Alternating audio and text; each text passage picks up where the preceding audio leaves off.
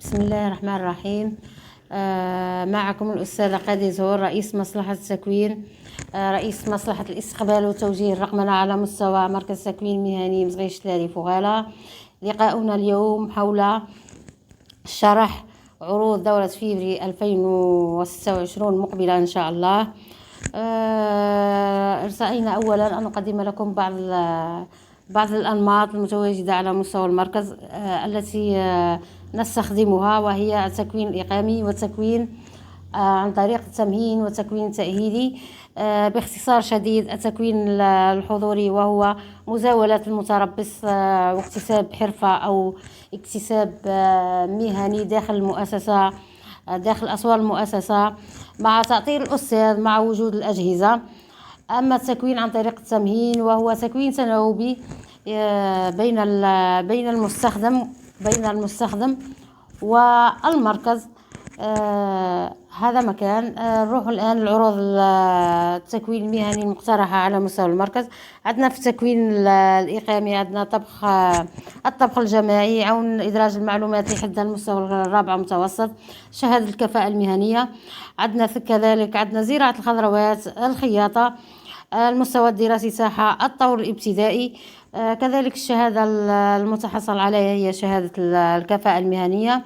روحوا العروض دورة فيفري عن طريق التمهين وهي كالآتي: عندنا التركيب الصحي، حلاقة الرجال، المستوى الدراسي ساحة هي نهاية الطور الابتدائي، مدة تكوين 12 شهرا، شهادة الكفاءة المهنية. كذلك عندنا نجارة الألمنيوم، المستوى الدراسي ساحة هي الطور الابتدائي، شهادة الكفاءة المهنية شهادة المتحصل عليها. عندنا في الأخير تخصص التركيب وصناعة أجهزة تبريد وتكييف، وهذا يحد المستوى الدراسي الرابع متوسط، الشهادة المتحصل عليها هي شهادة التحكم المهني. كذلك عندنا تكوين تأهيلي موجه للموظفين، للمرأة الماكثة في البيت، للبطالين. المدة التكوينية تاعو تتراوح من 2 إلى 3 أشهر. التخصصات المعروضة فيه هي قيادة خلايا النحل، إنتاج الخضار، عامل في تربية المائيات، مربي دجاج اللحام، فوتوشوب الذي يحدده المستوى الدراسي الرابع متوسط. مدة التكوين في التخصص هذا فتحناه جديد على مستوى المؤسسة شهرين. الشهادة اللي تحصلوا عليها الناس اللي راح تقرأ هذا التخصص هي شهادة تأهيل مهني. كذلك أضفنا العنصر النسوي. بالنسبة للعنصر النسوي أو المرأة الماكثة في البيت، ارتأينا أن نقترح تخصص الحلويات، المدة تاعو 3 أشهر، الشهادة المتحصل عليها هي شهادة تأهيل مهني. وفي